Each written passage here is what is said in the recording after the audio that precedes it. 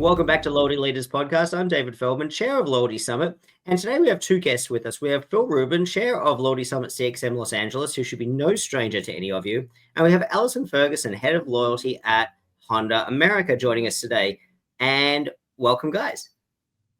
Good morning. Great. Allison, maybe let's go to you first, because most people should be aware who Phil is after lots of fun chats, particularly about the upcoming Loyalty CXM in Los Angeles. But for those that haven't met yourself, Allison, not a stranger to Loyalty Summit, certainly not a stranger to the Loyalty industry, but could you give a quick 60-second introduction to sort of who you are and your role with Loyalty at Honda? Sure, David. Good morning, and good morning, Phil. Great to see you both again. And yeah, I lead loyalty practice here at American Honda Motor for about 2 years now. Prior to that, I was for a long time a loyalty strategy practitioner with some names you'll be familiar with: Merkle, Accenture, and Epsilon. Also did a brief stint with BACT as a loyalty strategy leader. And prior to that, did some loyalty leadership with leading hotels of the world in New York City. Thanks, Allison. Great. And, in terms of your philosophy around loyalty, I thought this might be just a bit of an icebreaker here as well. Are there sort of some top things, some sort of top guiding principles in your, given your work across verticals within loyalty over the years? I'm curious about sort of any sort of those guiding. I don't want to use the buzzword of philosophies, but like, for example, everyone that knows me knows I'm a big loyalty behaviorist. It's all about influencing behavior. Other people are big on the data side, for example. Where do you sort of fit? Are there sort of some things that stand out to you that you think are common across the different verticals you've worked in? Yeah, David, I think having come up organically through analytics and working with companies that were really focused on bringing new technologies about the customer and strategies about the customer, I think loyalty is a organizational capability that's bringing the enterprise to the customer, bringing data and technology and strategy to the customer. And I think at its highest purpose, and the way I've approached it at Honda, frankly, is to be a catalyst for that, building off the MarTech stack, building off the data initiatives in the organization, and being a champion, not for necessarily a points or a monolithic different program, but in fact, helping different parts of the enterprise come together to bring its best to the customer. And I think that connected experience for the customer is my philosophy. It is have approached loyalty both as the owner of loyalty at both leading hotels of the world and now Honda, but also I believe, as I've worked with clients over the years, whether it's American Express or Sony or Red Lobster or others across different verticals, that's been my intended approach. Fantastic insights there. And that's a great segue, I think, Phil, to bring you in, in terms of sort of the agenda and the topics that we've been talking about for Loyalty Summit CXM Los Angeles coming up. Phil, let me hand over to you for a few minutes here. And, I might jump in if I've got some more questions for Allison, but you are the chair of the event for Los Angeles. And I know you've got some burning things to talk about. I do, but I have to say, what Allie just shared in terms of her perspective on loyalty is well, it's one of the reasons why she's presenting in LA next month, and that is, what we want to do with this event and what we started to do last year was really to elevate this summit to a point that brought together people, not necessarily with a homogenous perspective, but with different perspectives and different leadership roles in a range of enterprise organizations that saw customers in a more strategic way and thus made customer strategies CRM, CX, loyalty, choose your descriptor, more integral to the business strategy, to the commercial strategies of those organizations. Obviously, they're brand driven, which is a big focus of what we're going to talk about in LA. But it really is about how do you optimize that connection between what the best of what the brand and the enterprise can do with customer value and customer values. And that's really at the essence of what we want to accomplish in LA. So thrilled that Allie is coming back to speak this year, especially given that she's that much further entrenched into Honda Motor, which I think is ultimately going to result in more of a leadership position, at least relative to what they're doing for the customer, just because they have somebody like her focused on that within the enterprise and really tasked with orchestrating that. And that's the topic of what she's going to talk about. But I think while we have Allison after such a great answer to your really likewise great question, Allie, you came back. You're coming back, I should say, because we haven't had the event yet. If we could time travel, though, think about that for a second. Okay, sorry. Let's focus on this. You were there. You were there for the inaugural Loyalty Summit CXM in LA. First time we'd done it in the Americas after debuting it in Zurich. What were your thoughts? And what did you think about it? And based on that and what you know about the agenda and obviously what you're going to share, what should people expect in LA next month?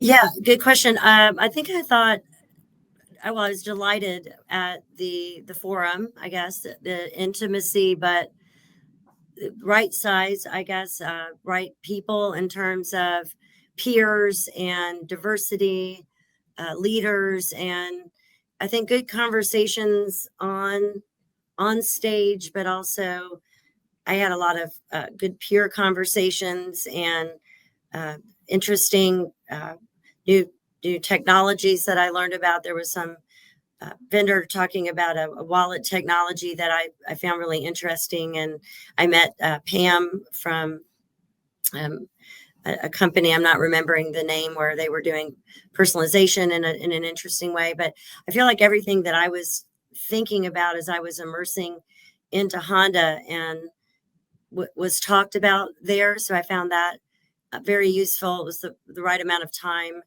And really was spot on, which I guess is why I'm showing up again. So yeah, really good environment, right people, and looking forward to it.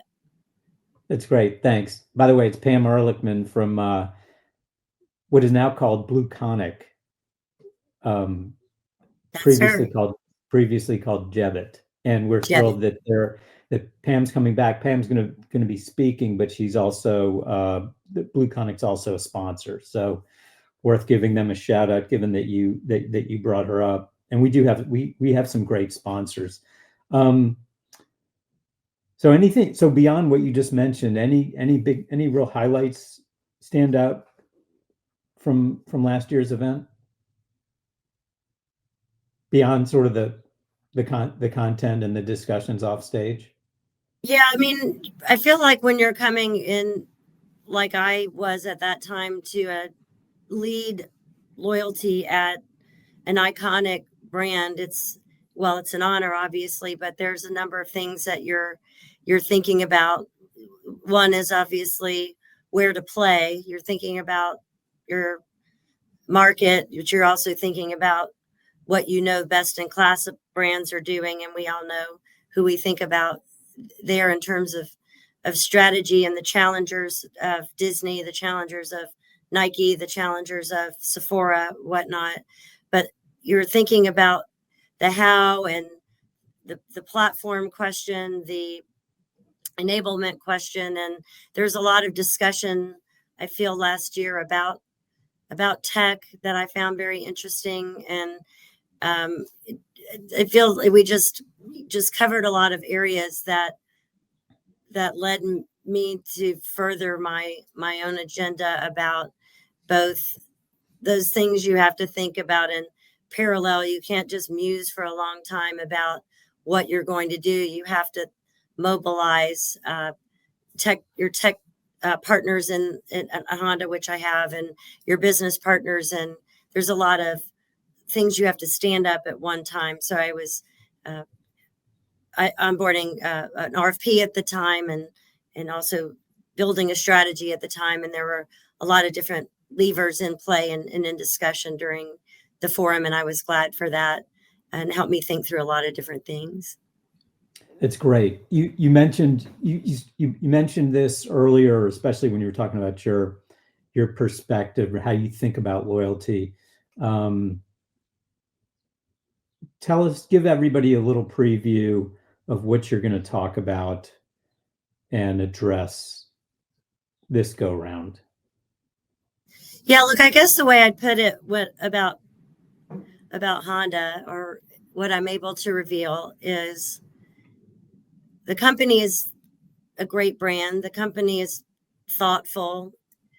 The culture is all about innovation and respect for the individual and collaboration. And that's a real thing, and why I love the company. And what I walked in realizing in a short period is that my aha moment is that loyalty is everyone's job at Honda, not mine. Whether it's a dealer or a customer care agent or a marketer or our service team or the people selling automobiles, et cetera, and so forth. And that we had a tremendous amount of assets in our organization, whether it's our brand events, whether it's the releases of our new automobiles and our electric vehicles, whether it's our service coupons that are very successful, et cetera, that we had a lot of assets, that we had a lot of things that customers loved. We had a lot of things that customers had to say about Honda and what they loved and what they needed from us. And it was really my opportunity to listen to all of that and find a way through strategy and technology to bring that together across the enterprise into an experience. That was my aha moment, and that is what I have been focused on the last year and few months since then. And that is what I will talk about. And it's really about the opportunity for loyalty to be a platform, literally and strategically, for the enterprise to focus on rewarding and recognizing best customers. And if we can do that, bringing the power of the enterprise and even the resources of the enterprise to shift to the loyal customer, rather than monolithically, say, competing with the budgets of the other departments, I think it's more interesting and more powerful. At least that's the hypothesis that I will go to market with. So that's a teaser, perhaps, but perhaps supports the definition I suggested earlier about my own thoughts about loyalty itself. No, I think it's great because I'm obviously biased, but it's refreshing to hear the focus on, and this is why we're so excited to have you join us and address the topic of enterprise integration, because how much, we talked about this a little bit before we started recording, the number of companies out there who have loyalty programs or loyalty strategies in the form of a loyalty program far exceeds the number of instances where loyalty is a real enterprise effort versus a marketing program. And I think whatever you're going to share, and even just the way you described it just now, is something really important for people to hear, especially people that, and we're going to have a lot of people attending who are CMOs and heads of brands and heads of commerce, people who don't necessarily have loyalty in their titles, but I think what you're talking about is going to be really valuable for them to hear, so that they can start to think about loyalty through their own lens, whether that lens is general management, whether that lens is brand, whether that lens is marketing, whether that lens is operations or financial. Because at the end of the day, we all do this because it's profitable and it's good for customers. That's so important for people to hear. So thank you for doing that. As you're looking forward to being in LA, anything in particular you're especially excited about, other than sharing a little bit about little glimpse into what you're working on at Honda? Oh, sure. Yeah. I mean, I'm a person that really enjoys our community, and including knowing both of you for some time, and just connecting with others in the industry, and continuing to build the presence of the loyalty as a practice and at the senior level. But really, I guess just hearing what's going on in other industries, and learning and being a student and being inspired by what's going on, not only from other practitioners now that I'm back on the brand side, as we say, but others that are practicing from whether it's a more agency or consultative side, or on the technology side, just continuing to be a lifetime student of what we do. I love that. Yeah, I think that's really how it breaks down, and why we're even doing this, in the sense of getting people to share their perspectives, helping everybody learn, and through sharing and learning, be inspired to do things that perhaps haven't been done before, or at a minimum are innovative, differentiating, and effective for everybody for whom that matters. So I like boiling it down into the way you did, into those three things, because I think if from a conference standpoint, from a how do we make valuable use of our time doing things like committing to a couple of days at the Beverly Hilton, I think if people share, people learn, and people are inspired to take action, to think differently, to help others better understand what can be done, to your point, with this area of work, I think it'll be a great success, and you will be part of that. So thanks for joining us today. David, anything else any other business we have to do? I think we should take a minute before we wrap up. I mean, Honda's headquartered in Southern California. David, you live in the LA metro. We obviously are very conscious of what's going on, and just the sheer devastation and tragedy that's taking place for people, for animals, for the planet. I think I just want us to sort of take a moment to recognize that, and that we're not doing this in a vacuum. We're very conscious of that, and we'll be working on things to do as part of this that pay homage to what's going on there. But I'm saying that from Washington, D.C. You guys are in California, so I'll stop talking. Yeah, look, I think, the good news is that I think, the things are starting to look up, if you can, schools are back. I think as of today, most of the schools are back in LA. So that's I think some of these things that don't get caught on the news, but it's a huge disruption for families and for folks and people working and things like that. So I think there is some sense of normalcy starting to return, and that's helpful for everybody. So, but, I also think that, in the space that we occupy, in loyalty, I think that, these are topics and questions and challenges that are in, management boardrooms, and marketing teams and loyalty teams have to grapple with as well. How do you, as a brand, being mindful of sensitivities and things like that. But the reality is as well, you have to, at the end of the day, things move on, customers move on, brands move on, you have to get on with things. But how can you as a brand, do things to assist your customer base, in times like this? We've certainly seen a lot of brands stepping up to the plate. It's small things, right? Yes, in the heat of the moment, you have things like Airbnb offering, freebies and things like that. There's the immediate response where brands can contribute.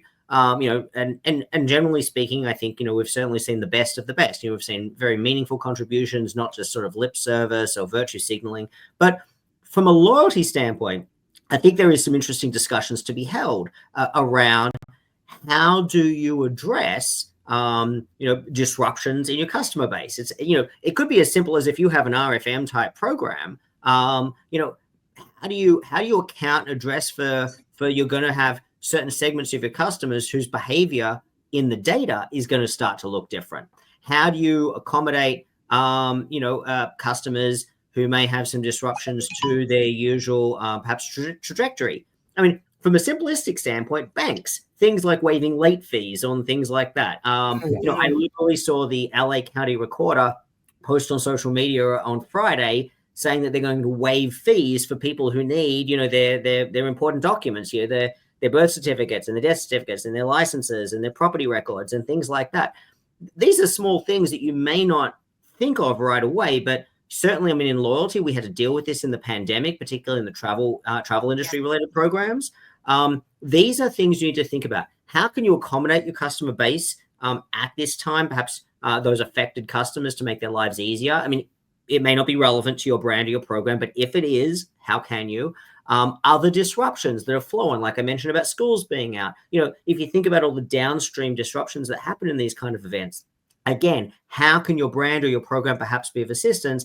And then you have the third stage, which sort of what I mentioned a few moments ago, is your data is going to start to look different. Does that suddenly mean that this segment of customers is now no longer loyal to your brand, or perhaps purchasing as frequently or whatever else? Maybe you have to account for those externalities. Easier said than done. For the analytics teams, this is a huge challenge. But somebody up in the C-suite down the track is going to ask, well, why do these numbers look different? And if you're a loyalty manager, I think now is the time you need to start thinking about these things, or at the very least start putting in some footnotes to your internal presentations in terms of, we're looking at this to see if there's an impact. This is just a simplistic example, but I do think it's topical. I think that people might think, well, this isn't relevant to loyalty. Disruptions are always relevant to loyalty, especially at scale. And I think that, this will be, once we get past some of the immediate challenges and supporting folks, I think brands are going to have to deal with probably some more unforeseen consequences of such an event. I think we need a session in LA to discuss this. Well, we have 2 days in LA, and I don't want to see your event being hijacked by this singular topic. But I would certainly not be surprised that that it is a big part of the theme of discussion, because it will be topical.